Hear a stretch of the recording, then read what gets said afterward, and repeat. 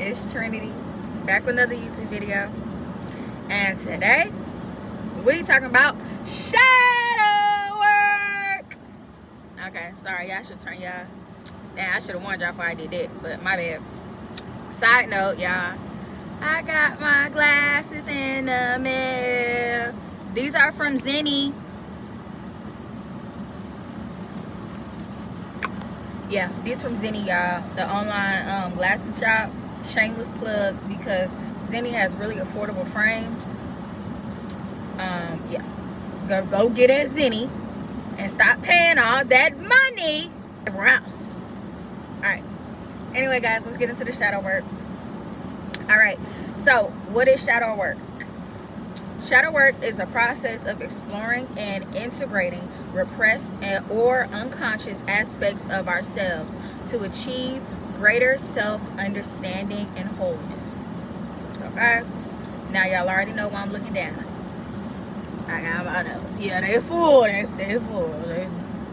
They full. Yeah.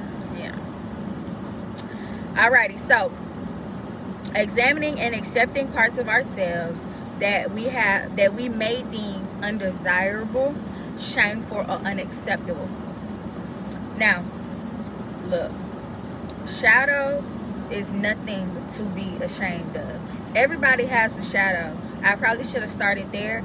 Everybody has a shadow. It doesn't matter how amazing your childhood was or how amazing you feel that your life has been. Everybody has a shadow. Everybody. Okay? Everybody has a shadow. And everybody can be working to incorporate that shadow to be a better individual. All right. So, okay, so shameful, unacceptable, which is often hidden in the unconscious. That is why it's important to understand that everybody has one, because a lot of times people aren't aware of their shadow. Okay? And that's when it does the most damage. Your shadow does the most damage when you are unaware of its existence. Okay? Because that means that your shadow is now bleeding into every interaction that you have, every thought, every emotion that you have. Why is it important to do shadow work? It is important because by being aware and integrating the shadow aspects of ourselves, we can achieve a more complete and authentic sense of self, which can lead to improved relationships, emotional regulation, and personal growth. Now, these things are so important. Like, your shadow is something of yourself that you should not be ashamed of. Like, don't be ashamed of it. It deserves just as much love, compassion, and acceptance as your light side, or the side that's more palatable to society. So, different strokes for different folks. Okay? So this is the different ways that you can explore shadow work for yourself. Now, you can do journaling, which is, I feel like, one of the most common ways that people do shadow work, or that you may have heard of shadow work being done, is like journaling and like journal prompts and such like that. Meditation, which is a really good thing, honestly. Meditation, you clear your mind. You're able to just be just you and your thoughts, and that's it. Art. So any other creative expression that allows you to explore your fears, insecurities, and negative patterns of behavior. Okay, what are the benefits of shadow work? You improve your wellness. So a lot of people, and I'm not a medical professional, so let me just say that before I even get into anything. Well, I probably should say that being in the video, y'all. But I am not a medical professional. Okay? Not a mental health professional, nothing of the sorts. I'm just a person who has had a multitude of traumas throughout my life, and by healing the shadow side of myself, I was able to not be on medications anymore. Once again, let me say this: if you need that medication, baby, take it. I am a person who believes in a healing, holistic, medical, all of it, baby. Whatever is going to make you feel more secure, more functioning, more happy, whatever it takes for you to be the best you possible, I believe in, okay? I'm not a person to sit over here and preach to you and tell you that, oh, you should be taking that medication gonna poison. No, that's not me at all. That's not me at all. If you need your medication, you feel it makes you better, take your medications, okay? However, I was a person where for a very long time, I was running from my healing, okay? And it manifested itself in the ways of anxiety, depression, and you know, such like that. Now, by me healing my shadow side and incorporating it into my just who I am, my normal just me, okay, accepting all sides of myself, I was able to not need any medication. I don't take any medications. So, but there is nothing wrong with medications. In the darkest times of my life, that is what helped me. Medications, antidepressants, mood stabilizer. That is what helped me get through those times when I was going through the worst portions of healing within my lifetime. So I'm not going to completely, totally boo-boo on medications, okay? But I do know that in this society, I don't know if I'm completely right, but I believe that antidepressants is like one of the most prescribed medications. And you know, at the time period, honestly, when I was taking antidepressants, although it helped me, you know, at a certain point it just became a crutch to me. I'm not talking or trying to push that or project that onto anybody else. I'm saying for me, it became a crutch at a certain point where I was just taking the medication to avoid my feelings and avoid healing. I'm not saying that's everybody. All right, now that we got that PSA out the way, because, you know, folks like to tussle. I'm not trying to, I'm just talking about my own experience, okay? Now, you increase your compassion. Now, when I say increase compassion, after you go through a lot of things in your lifetime, it can kind of cause you to numb out, okay? So what this means and how it manifests itself, I would say in my life was where like somebody could go through something, and if I didn't deem it as being something that should break them down or something that they should be hurt over, I would just brush it off. Or I would just kind of look at them like, girl, like, or boy, like, pick yourself up. What are you doing? You're doing too much. Not understanding that me and them were on two different levels, okay? And I'm not saying that in a bad way. I'm just saying that because I had been through so much in my life, I was able to look at what they had gone through and say, I wish I had that. This is my main problem. You know what I mean? But in their life, because they had not been through what I had been through, or that was the toughest thing they had been through at that point in their life, I'm just negating that. And I'm just like, oh, like, why? You know what I mean? So through incorporating shadow work, you're able to understand that, you know what? Everybody has issues. Everybody has problems. And you do not need to minimize other people's problems or tell them to get over them because you have gone through more, or you feel you have gone through more. So, yeah, you gain more confidence and self-esteem by incorporating your shadow. You're able to show up as your full self, okay? You're able to just be you, okay? And love all sides of yourself. And because you're able to incorporate all of those sides of yourself, you just show up as a much more confident individual. Because you just, I mean, you don't have nothing to hide. And I'm not saying that people who do not do shadow work have something to hide. It's just that typically before you do your shadow work, you just are more shameful of certain parts of yourself that may cause you to maybe suppress those things. Not saying that you have something to hide. You just may be suppressing something. I'm not trying to tell you about your life though. Only you know you.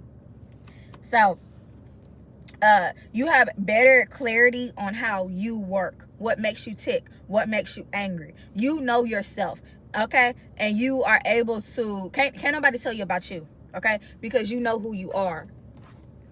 Y'all, something was crinkling in the corner of my car. Yeah.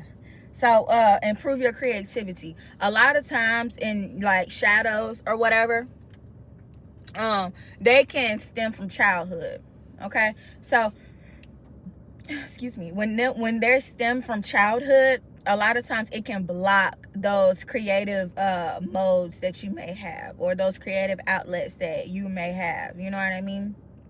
Things like that. Like, say maybe when you were a child, you I don't know, like maybe you like to build with blocks, you know what I mean? Maybe now as an adult, because maybe you didn't do your shadow work, you're like, man, you know what, I really want to be an architect. Or maybe you don't know, no, maybe you just don't know what you want to do with your life, you know, but you really used to love to build blocks, and you find yourself clinging or wanting to build homes or houses. So that could make you an architect. Maybe you need to go to architectural school. By uncovering your shadow, you can be like, man, as a child, I like to play with blocks, I like to design, I like to do this. So that could that would then turn itself over into my adult life as me going to school for to get an architectural degree, like that. Yeah, I was just like, what in the world? Yeah, I can't get it out, y'all.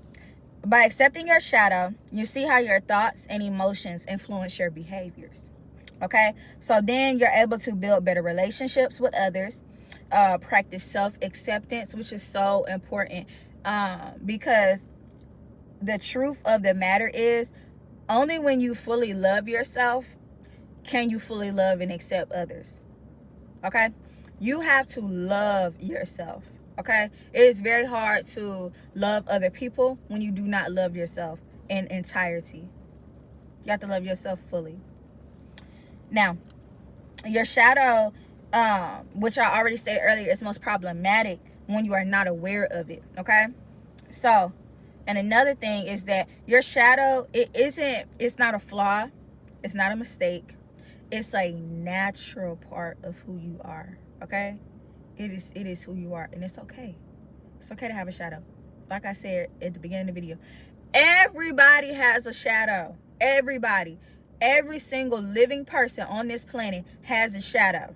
Okay, whether they have conquered it and integrated it into themselves is another story, but everybody has a shadow. Don't feel self-conscious or wrong for having one. Now, then you say, how do I start shadow work? Okay, I'm a person who's always going to suggest therapy. That's always going to be something that I tell people to do if they are finding themselves in these positions where they're seeking out shadow work. Maybe because of trauma or maybe not. I will always suggest therapy. Even if you're a person who feels like you've never had much trauma or significant trauma within your life, therapy, maybe a couple sessions, maybe just to see where you are in your life, is very, very important in my opinion. But I'm just me. I ain't telling nobody to live their life. Okay, this is just for gang, guys. I promise. So therapy is amazing. Therapists can recognize patterns we may not and give professional advice and more personalized tools to you as a person. And you know, that's very important. You know, when you go to a therapist, these one-on-one conversations, you know what I mean, just talking to these people, this person or whatever, is really helping them get acquainted with who you are as a person. Okay, and then they're able to talk to you and set out a plan for you to put in action in your life. Now, you practice spotting your shadow on your own is another way. So habits, patterns, triggers, noticing when you project onto other people.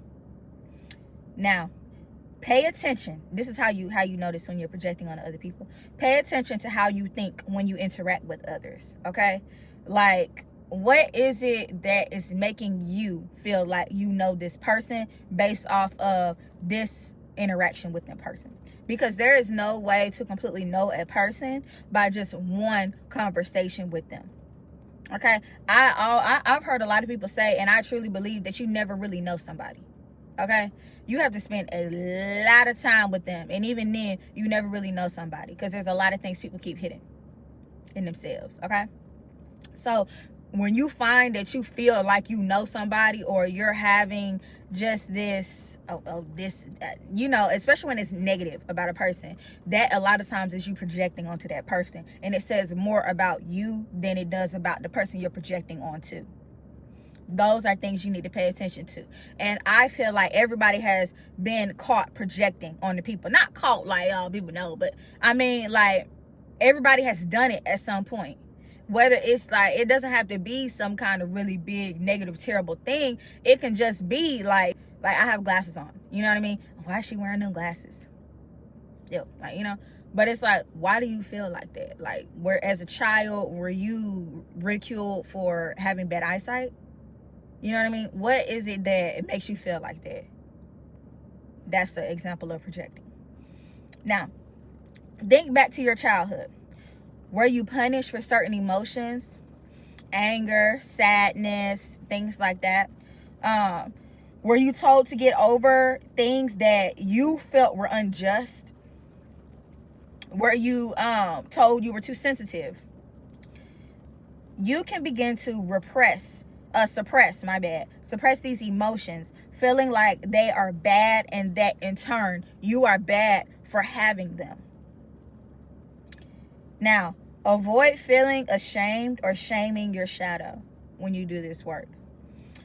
Embrace your shadow. It is a part of who you are and deserves compassion and acceptance just as much as the light side, which I said earlier. Okay, meditate. Keep a shadow journal. Express your inner shadow artistically. Start an inner dialogue with yourself and your shadow. Ask your shadow questions. Listen without judgment. Keep an open mind, even if it feels weird at first. At first, it may feel weird to question yourself on why you are thinking a certain thing. Like, go back to the glasses thing. Why is she wearing those glasses? You stop yourself and you say, now, why would I care that she's wearing glasses? Or why would I care that she's wearing that specific frame of glasses? What does it do to me for her to have those glasses on? Why do I feel this way? Oh man, when I was a child,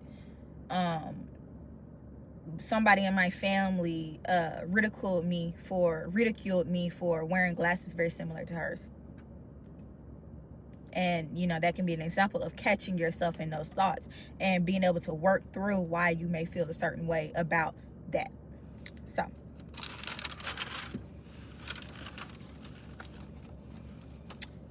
let's get into some shadow work prompts, y'all. But first, let's do tips and tricks. So tips: keep an open mind. It is crucial while you are doing shadow work to keep an open mind. That should be your first thing. Keep an open mind. Do not put yourself in a box that probably is the reason why you are experiencing such a traumatized shadow. Don't do it to yourself again, especially unnecessarily. Don't do it. Practice self-compassion. Be patient with yourself. Carve out time to focus on your shadow. Carve out time to focus on your shadow. Don't multitask. I'm gonna do a little. No. Just set aside 5-10 minutes, maybe 30, out your whole 24, out your whole week, okay, to do a little shadow work. You can do that. You can do it. Look, you can do it. You can do it. You can do it. Okay. Take time to reflect on your progress. Healing is not linear, okay? But when you start, I guarantee you, you will see progress. Reflect on that. Be happy about that. The small things. Maybe when you was in traffic, you ain't get mad how you usually get mad because somebody cut you off, okay? Maybe when you was out and about in public, you didn't find yourself feeling a certain kind of way about an action that another person did, that correlates with some trauma that you experienced back in the day. You can catch yourself doing those things and congratulate yourself. Pat yourself on the back, okay? Now, here are some prompts that you can use for shadow work. How do you believe people see you? How would they describe you to someone else?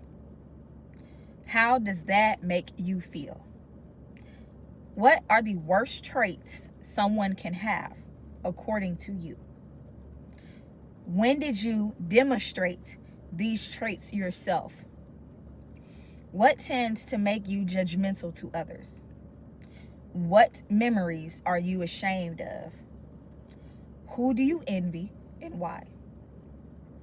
What emotions tend to bring out the worst in you? And why do you think this happens? What frightens you the most? What are some ways you could safely expose yourself to this fear? When was the last time you self-sabotaged? How were you feeling at the time?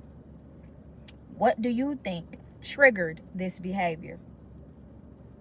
Now, I got some more, y'all. But first, let's talk about a little exercise that you could do. Write a letter to the person who has hurt you the most in your life and tell them everything you'd like to say. Now, whether you cursing them out, whether you doing whatever you're doing, get that on that paper. I didn't say send it unless you want to. That's between you, yourself, the Lord. That's just you. Okay, baby? I ain't say send it. Look. Don't be talking about, oh, you girl on YouTube told me to send this to you. No, I did not say that. I said write the letter. Okay? Now, which friendships make you feel safe and secure?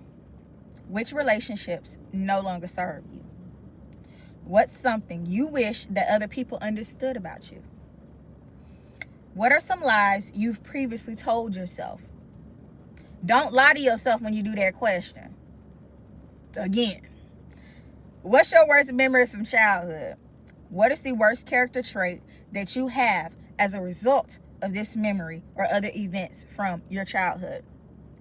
What are your parents' best character traits? What are your parents' worst character traits?